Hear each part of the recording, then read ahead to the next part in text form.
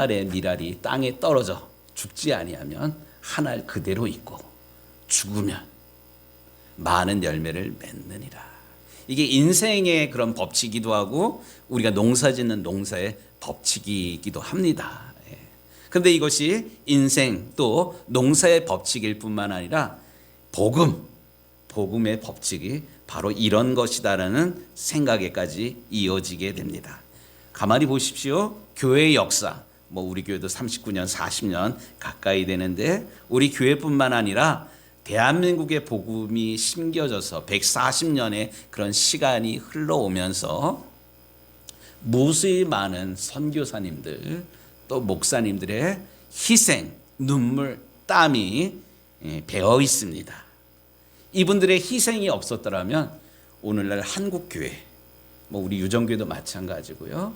그게 목사님일 수도 있고 여러 평신도 지나간 교인들이기도 하기도 하는데 이분들의 헌신이 있었기 때문에 오늘의 우리 교회, 이 대한민국이 있다라고 생각을 합니다. 우리는 지금 사도행전 말씀을 이제 8장까지 읽고 9장에까지 접어들었습니다.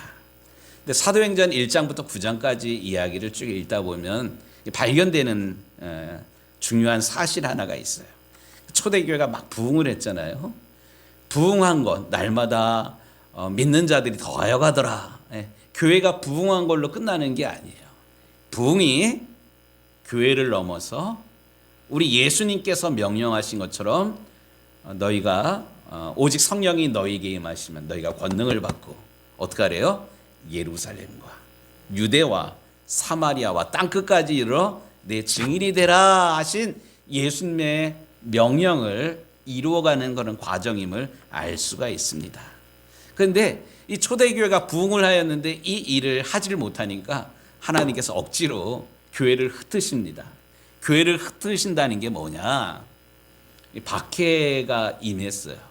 근데 하나님께서 박해를 허락했다 이런 개념보다는 이 박해의 상황, 박해라는 건 어려움의 상황이잖아요. 어려움의 상황을 어려움 당했다 이렇게 하나님께서 그냥 구경만 한 것이 아니라 오히려 이거를 복음이 확산되는 그런 계기로 삼고 계십니다. 그래서 7장인가요? 흩어진 사람들이 어떻게 했다 그래요? 두루 다니며 복음을 전했다 이러잖아요. 여기 흩어진 사람을 디아스포라라고 이야기를 하는데 요건 의미가 뭐냐면 씨가 이렇게 흩어져 뿌려지다 이런 뜻이에요. 흩어진 사람들이 흩어져 가지고 가만히 있는 게 아니라 나 예수 믿었다는 사실을 싹 숨기고 있는 것이 아니라 흩어진 곳에서 주의 복음을 전하였습니다. 오늘 읽은 9장 1절 말씀도 보면 사울이 주의 제자들에 대하여 여전히 위협과 살기가 등등하여 이 단어가 나오는데 여기 누구에게 나오냐면 사울이에요. 스데반 집사가 돌에 맞아 죽는 그 현장에 이 사울도 있었어요. 사울이 돌 던지는 사람들의 옷을 대신 받아가지고 들고 있었거든요. 같은 패였다라는 그런 이야기예요. 그런데 복음이 확산되는 이런 과정에 이 핍박자 사울이 바뀌고 있어요. 오늘 이제 9장 말씀 앞부분만 사실 읽었는데 놀라운 우리가 전혀 생각하지 못하였던 그런 일들이 벌어집니다.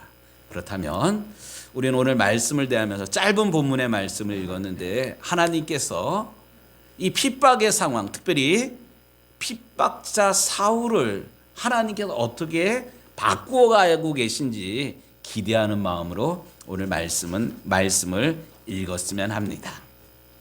우리가 지난주에 나누었던 말씀은 어떤 말씀이냐면 이 흩어지는 상황 가운데 빌립이라는 집사가 성령의 이끄심 따라 광야로 내려갔다 그랬잖아요. 광야로 내려갔을 때 에디오피아 내시 간다게의 국구를 맡은 그 사람이 예루살렘에 왔다가 돌아가면서 성경책을 읽고 있었는데 이런 내용들 우리가 함께 나눴지 않습니까? 이런 것처럼 우리나라 조선에 대한민국에 복음이 들어온 날은 1885년 4월 5일 날 아펜젤러 선교사님이랑 언더우드 선교사님이 이 땅에 들어왔다 그랬어요. 마침 그날이 부활절 아침 우리는 부활절 아침에 이곳에 왔습니다. 사망의 권세를 이기고 부활하신 예수님께서 조선 백성을 얽어맨 결박을 끊으사 자유와 빛을 허락하옵소서.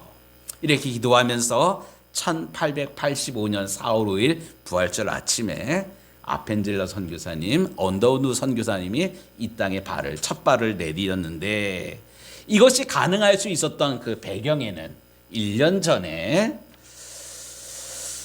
고종 황제가 선교사들 들어와서 교회는 뭐 아직 허락을 하진 않지만 학교랑 병원 사역 시작해도 좋다, 이렇게 고종이 허락을 한 그런 사건이 있었다는 거 지난주에 살폈지 않습니까? 운둔의 나라 이 조선에 복음의 문이 열리기를 위해서 끊임없이 기도했던 분이 계셔요.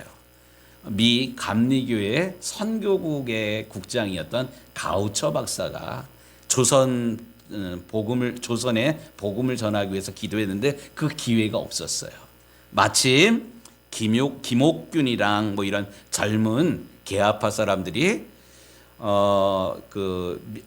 조미 무슨 조약을 이렇게 맺은 다음에 미국에다 보잉 사절단이라고 시찰단을 보냈는데 뭐 gas 쓰고 도포 입고 배 타고 가다가 대륙 횡단 열차에 마침 누가 타고 있었다고요? 이 가우처 박사가 타고 있다가 뭐 한복 입고 뭐 이상한 사람들이 있으니까 어디서 왔냐고 묻게 되고, 조선이라는 나라에서 왔다고. 이 조선이라는 나라는 내가 그렇게 기도했던 나라인데, 그러니까 조선에 대한 그런 형편을 여기 웬일이냐 그러니만 조선이 부강한 나라가 되기를 원하는 마음으로 미국 대통령을 만나러 왔다. 뭐 이래 가지고 그 가우처 박사가 일본에 주재하고 있던 맥클레이 선교사에게 전보를 보내서 이 조선에 복음이 들어갈 수 있는지 타진해 보라. 뭐 이래 가지고 이 보잉 사절단으로 갔던 사람들을 중간 징검다리 삼아서 그 고종 황제를 만나게 되고요. 이래가지고 이 허락이 떨어진 그런 겁니다. 그래서 1885년 4월 5일 날 공식적으로 선교사님들이 들어올 수 있었던 거예요. 근데 제가 오늘 이제 관심 갖는 거는 이 이야기는 지난주 이야기고요. 오늘 관심 갖는 거는 이들보다 먼저 조선 땅에 들어왔던 선교사가 있었다라는 사실입니다. 그 이름이 토마스 목사예요. 들어보셨나요? 토마스 목사. 영상 좀 먼저 하나 더 보도록 하겠습니다.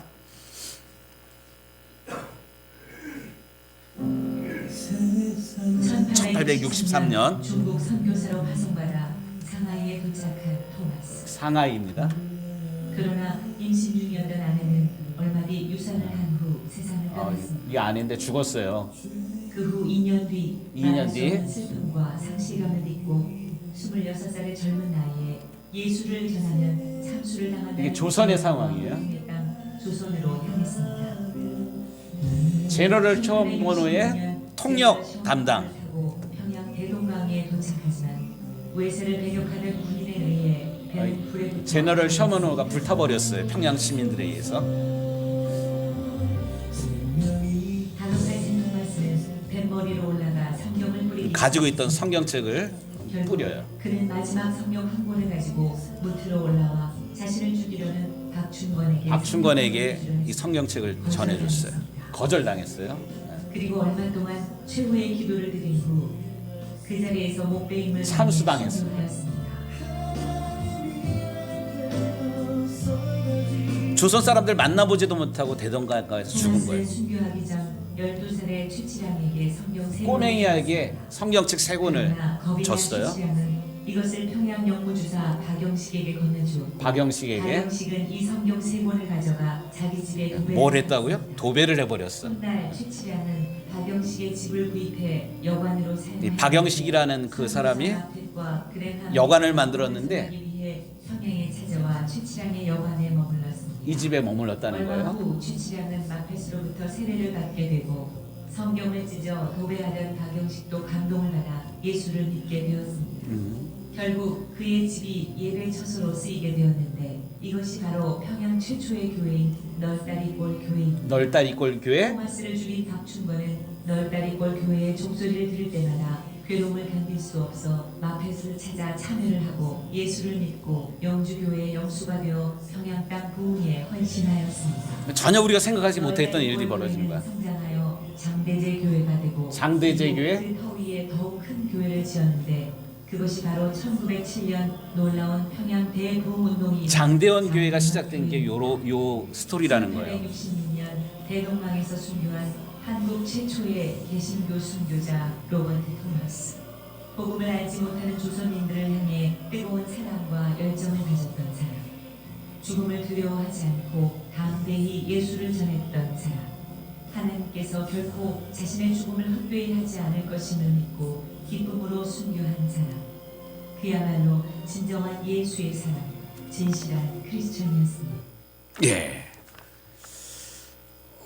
토마스 선교사가 어쨌든 개인적으로 어려움이 있었지만 선교사로 부름받은 것, 상해가 아니라 조선에 들어와 가지고 복음을 전하려고 그랬는데 막상 이 평양 그때 막 그 대원군이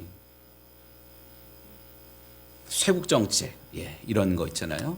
그리고 평양이라는 지역이 보수적인 그런 지역이어서 외국 배가 막 들락날락하니까 가만히 안 둬요.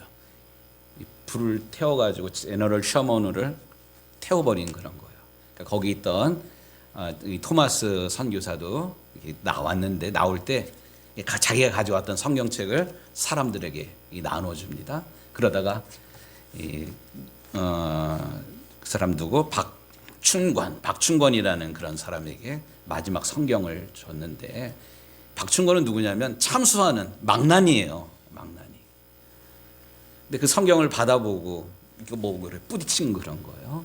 그리고 먼저 채치랑이라는 소년에게 줬는데 얘가 이걸로 받아들고 덜컥 겁이 나니까 그 뭐라 그럴까 공무원에게 준 거예요. 공무원 박영식이라는 그 역졸에게 줬는데 그걸 받아가지고 읽는 게 아니라 찢어가지고 자기 집에 도배를 해버린 그런 거예요. 전혀 엉뚱한 방향으로 토마스 선교사는 그냥 죽은 거야. 복음도 제대로 전하지 못하고. 근데 시간이 흘러가지고 이 박춘권의 집이 여관으로 바뀌고 이 여관에 다른 선교사들이 머물게 되고요. 또 그 선교사들이 그 여관 집을 구입해가지고 뭐를 했어요? 교회를 세우고. 그리고 그 교회 종소리를 들으면서 토마스 선교사를 목 잘라 죽이게 했던 박춘권이 회개하고 이 널다리 교회 여기에 초대 장로가 되고 이런 전혀 생각하지도 못했던 그런 역사가 초대교회 전도의 역사가 막 일어납니다. 여기서 중요한 사실 초대교회 지금 우리가 지금 140년 전 이야기를 하지만 2000년 전에 복음이 시작될 때도 복음이 그냥 뭐 호락호락하게 아무 거부 없이 받아들여졌던 게 아니에요. 예수 믿는 사람들 숨어가지고 공동묘지에서 예배드리고 그랬었지 않습니까? 그게 카타콤입니다. 공동묘지 속에 들어가서. 그리고 잡히게 되면 사자밥이 되고 끓는 기름 솥에 들어가게 되고 사람을 포를 떠가지고 죽이고 이런 일들이 실제로 벌어진다 그럽니다. 근데 초대교회 때 터툴리안이라는 그런 교부가 한 유명한 말이 있어요. 이게 오늘 사실 설교 제목인데 뭐냐면 순교자의 피는 그냥 피 흘림으로 끝나는 것이 아니라 교회를 세우는 씨앗이 되었다. 순교자의 피는 교회의 씨앗. 바로 140년 전에 토마스 선교사가 복음을 전하기 위해서 왔지만 열매 없이 죽은 것 같아요. 열매 없이 끝난 그런 것이 아니라 이 복음을 전하고 직접 나가서 거리 전도를 못했지만 그들에게 전해준 성경책을 받아들고 조선의 초기 교회 일꾼이 되는 최치랑이 또 누구예요? 박춘권 이런 사람들 복음의 열매로 맺어지고 또 그들을 핍박했던 그곳이 장대현 교회 평양 대부흥운동 역사가 실제로 일어났던 그런 장대현 교회가 되었다. 이게 어떻게 사람의 계획 속에 사람의 계획 가지고는 사실 안 되는 그런 놀라운 일들입니다. 이런 일들이 있었습니다. 그런데 이게 토마스 선교사님의 그런 헌신뿐만 아니라 우리가 잘 알고 있는 감리교회 최초의 선교사 아펜젤러 선교사님 1885년 4월 5일 날 언더우드 선교사님이랑 같이 왔던 감리교회 아펜젤러 선교사님, 정동교회 한국의 제일 먼저 생긴 감리교회인 정동교회 담임 목사님이시기도 했고요. 또 고종 황제로부터 배제학당이라는 신식 학교를 세우고 그 액자 편액이라고 그러는데 편액까지 하사받았던 그런 선교사님입니다. 배제, 인재를 기른다 뭐 이런 이름입니다. 그리고 이 배제학당을 통해서 여러분들 잘 아시는 이승만, 김소월, 주시경 뭐 이런 사람들이 이 배제학당을 통해서 훈련됩니다. 뿐만 아니라 아펜젤러 선교사님이 산문출판사라는 초기 출판사를 운영을 해요. 목사님이 뭐 출판사를 해. 예, 어쨌든 이 산문출판사라는 출판사를 열게 합니다. 이게 인쇄기가 들어온 그런 거예요. 산문이라는 게 뭐냐? 국문, 영문, 한문. 그래서 우리 이때 서재필 박사 들어보셨죠? 서재필 박사가 독립신문이라는 것을 발간을 하는데 이 독립신문을 인쇄한 곳이 어디냐? 이 배제학당과 연결된 이 산문출판사에서 이거를 발행을 합니다. 제가 나중에 기회 있을 때 보여드리겠는데 조선 그리스도 해보라고 기독교 신문이 나오거든요. 저한테 그 책이 신문이 있는데 지금 봐도 글자체가 무척 이뻐요. 이게 초기에 산문출판사에서 아펜젤러 선교사님이 발행한 그런 신문이기도 합니다. 그런데 이 아펜젤러 선교사님 생각지도 않게 1902년 6월에 목포로 가다가 그 배가 조난 사고를 당합니다.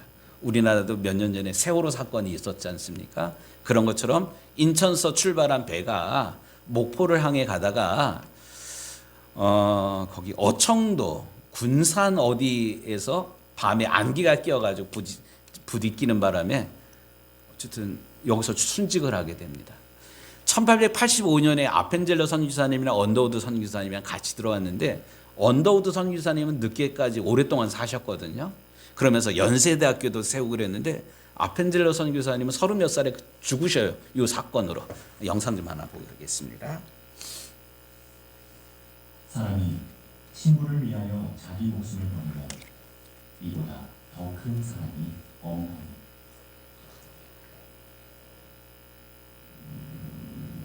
(1902년 6월 11일)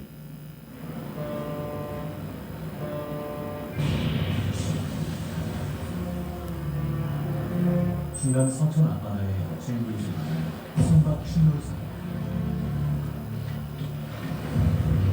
배가 침몰하며 우리를 임하는 순간에 바탕 위로 올라가지 않고 오히려 선실 아래로 내려가던 사람이 있었습니다.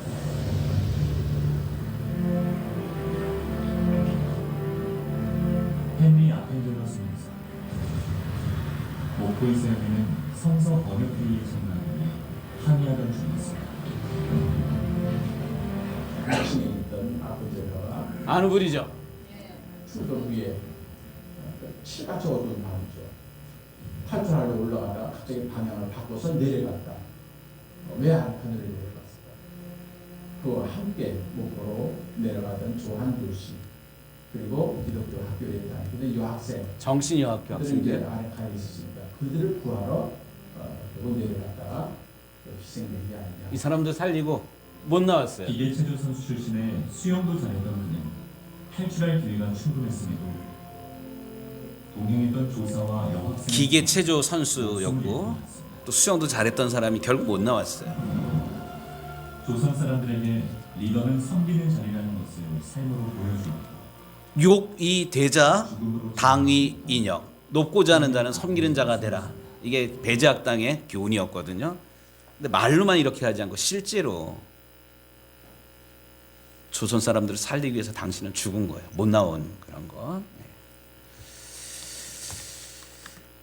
참 안타까워요. 이제 교회사를 이제 공부하는 사람으로서 언더우드 선교사님처럼 더 오래 살 수 있었더라면 더 큰 일을 감당했을 터인데 어쨌든 마흔도 안 돼가지고 이 해난 사고가 났는데 살 수 있음에도 불구하고 자기 목숨을 던져가지고 조선 사람들 살리고 죽으신 이 아펜젤러 선교사님 한 분만 더 살피도록 하겠습니다. 우리 닥터 홀, 평양에서 사역했던 그 홀 박사 내외입니다. 1891년 12월에 내한 선교사가 됐고요. 또 평양 선교사로 이제 파송을 받습니다. 당시 평양은 어떤 곳이었냐? 아까도 토마스 선교사 이야기랑 연결해서 생각해 보면 외세가 들어왔을 때 불을 질러가지고 그들을 무찔렀던 자긍심이 있는 그런 사람들이에요. 외국인들에 대한 거부감이 있었고 이 당시에 천연두랑 이질이라는 돌림병이 돌고 있었습니다. 그 환영을 받지 못합니다. 이때 이 홀 박사가 그의 부인 로제타에게 한 그런 말인데 만일 하나님이 한 사람을 희생시켜서 평양의 문을 열게 하신다면 내가 희생자가 되는 것을 피하지 않겠다. 마침 이때 청일전쟁이 평양에서 벌어집니다. 우리나라 땅에서 청나라 군대랑 일본 군대랑 막 싸우고 그러는 거예요. 전쟁이 나면 일본 사람이랑 중국 사람만 죽어야 되는데 죽는 건 실제로 조선 사람이 죽는 그런 거예요. 총 맞아가지고 막 이런 상황에 밤낮 없이 자기 몸 돌보지 않고 이러다가 이 홀 박사가 열이 나가지고 급하게 서울로 옮겼는데 결국 깨어나지 못하고 죽게 됩니다. 영상 좀 보겠습니다. 오늘 8번째 시간 우리가 나눌 믿음의 사람은 미 감리회 세 번째 의료 선교사 윌리엄 제임스 홀입니다. 캐나다 출신의 홀은 1885년 캐나다 퀸즈 대학 의과대학에서 공부 중 해외 선교를 위한 학생 운동 단체인 학생 자원 운동의 책임자였던 존 포먼 목사의 뭐 CCC처럼 집회 참석했다가 은혜 받고 선교사로 들어오는 거예요. 의사가. 1889년 뉴욕의 벨레뷰 대학에서 의학 박사학위를 받고 박사학위까지 받고 30이 강넘은 1891년 12월에 내한합니다. 내한한 제임스 홀은 1892년 8월 연회에서 평양 지역 개척 선교사로 공식 파송을 받게 됩니다. 그는 작은 조랑말 위에 약과 책자들을 싣고 개울과 산을 넘고 거친 도로를 지나는 고된 이 당시에 여행을 도로 상황이 어떤지 보게 됩니다. 당시 한국에서 유행한 천연두와 이질 등 병으로 고통받는 사람들을 치료해 준다는 자체가 홀에게는 대단한 기쁨이었기 때문입니다. 하지만 외세에 대하여 보수적이고 강한 거부감을 가진 제너럴 셔먼은 사건. 기독교 복음에 쉽게 문을 열지 않는 것이었습니다. 이에 홀의 아내인 로제타 한국인들의 적개심이 어떻게 터져 나올지 예측할 수 없는 상황의 전망에 대해 그에게 물어봅니다. 그러자 홀은 대답합니다. 안심할 수 없는 그런 상황에 평양 갔다가 돌에 맞아 죽을지. 이 도시의 문을 여실 생각이라면 나는 그 희생자가 되기를 피하지 않겠소. 이런 담대한 믿음을 기반으로 홀은 1893년 평양의 병원과 집으로 쓸 건물 한 채를 사고 1894년부터 병원, 학교, 교회, 곧 미 감리회의 삼각 선교 사역을 이거 중요합니다. 시작합니다. 그러나 기쁨도 잠시 1894년에 한국에서 청일 전쟁이 일어납니다. 평양은 청일 전쟁 당시 가장 치열한 전투가 벌어진 곳이었습니다. 홀은 참혹한 전쟁으로 인해 부상당한 수많은 병사와 평양에서 정처 없이 울부짖던 수많은 한국인들을 정성껏 돌봅니다. 그런데 안타까운 일이 생기게 됩니다. 밤낮으로 환자들을 치료하던 홀이 열병에 걸리게 된 것입니다. 홀은 곧바로 서울로 이송되어 여기까지만 보도록 하겠습니다. 결국 깨어나지 못하고 죽게 됩니다. 한번 생각해 보세요. 31살, 32살 남편 의사가 죽었어요. 이 아내 로제타 어떻게 할까요? 이런 정냄이 떨어져 가지고 여기 뭐 안 있을 것 같아요. 돌아갈 것 같은데 로제타가 그러질 않아요. 다시 평양으로 갑니다. 그래서 죽은 남편을 기리면서 병원을 세웁니다. 그게 기홀병원이에요. 기홀병원. 뿐만 아니라 여성들, 이 당시에 뭐 그 여성 의사이기 때문에 여성들 몸을 어쨌든 치료할 수 있는데, 이때 그 광해여원이라는 여자 병원을 세우고요. 그러면서 요게 이제 나중에 고려대학교의 전신, 지금 고대병원 전신이 되는 우석병원이 되고요. 이게 나중에 고대로 편입이 되는 뭐 이런 과정이 있고요. 그리고 한국 최초의 점자들, 그 맹인들에게 점자를 가르치는 개념이 없었는데, 조선에서는 맹인들이 할 수 있는 게 점치는 것밖에 없었는데 점자를 가르치는 이런 일들도 이 로제타 홀이 하게 되고요. 또 하나 재미난 게 뭐냐면 이 두 부부 사이에 아직 태어나지 않은 아이가 있었어요. 이 아이의 이름이 샤우드 홀인데, 나중에 미국으로 돌아가지 않고 이 한국에 있으면서 또 이 로제타 홀이 6.25 때에 중요한 역할을 하는데, 우리나라 군대에 군목제도가 생긴 게 있잖아요. 군목이 있잖아요. 이 군목제도가 생긴 게 이 샤우드 홀이 아버지가 묻힌 이 한국 땅에서 이 미국이랑 그 중간에 그 역할을 해가지고 군목을 한국에 정착하게 하는 그런 역할을 합니다. 중요한 것, 만일 한 사람이 희생하여 평양의 복음의 문을 열 수 있게만 한다면 내가 그 일을 감당하는 것을 회피하지 않겠다. 얼마나 뜨거운 그런 마음입니까? 이제 말씀을 마무리해야 되는데, 우리가 엊그저께 금요일 날 로마서 말씀을 다시 이렇게 읽었어요. 어려워가지고 로마서 말씀을 읽으면서 1장에 사도 바울의 자기 고백이 나옵니다. 예수 그리스도의 종, 또 하나님의 복음을 위하여 택정받은 나는, 또 나는 복음의 빚진 자다, 뭐 이런 얘기를 사도 바울이 고백하고 있습니다. 오늘 본문의 사도행전 9장 1절 2절에 나오는 이 사울은 복음 전도자가 아니라 핍박자였어요. 근데 생각지도 않게 하나님께서 이 핍박자 사울을 변화시켜서 복음 전도자 바울로 쓰고 계십니다. 우리의 생각이랑은 전혀 같이 가질 않아요. 하나님의 신묘막측하심입니다. 이런 분들의 오늘 세 분밖에 사실 소개를 못했는데, 토마스 선교사님, 아펜젤로 선교사님, 또 로제타 홀뿐만 아니라 그 남편 홀, 닥터 홀, 한국을 사랑하면서 한국 영혼을, 한국의 복음 전하기를 그렇게 원하였던 이분들의 땀, 죽음, 희생이 있었기 때문에 이 복음이 오늘 우리까지 전해진 줄로 믿습니다. 우리는 아무 값없이 복음을 받은 그런 거예요. 그렇다면 하나님께서는 왜 복음을 우리에게 먼저 알게 하셨을까?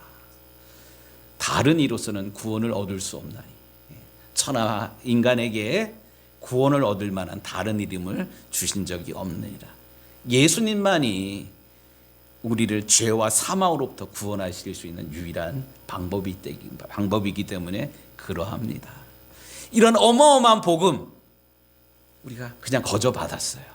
거저 받은 걸로 끝나는 것이 아니라 나를 통해서 흘러가기를 우리 하나님은 원하고 계신다는 사실을 오늘 말씀을 통해서 깨닫고, 받은 은혜, 받은 복음을 또 이웃에게, 또 멀리 가지 않는다 할지라도 우리 가족들에게 전할 수 있는 우리가 되기를 다시 다짐하는 이 아침이 되기를 주의 이름으로 축복합니다. 아멘. 하나님 아버지 감사합니다.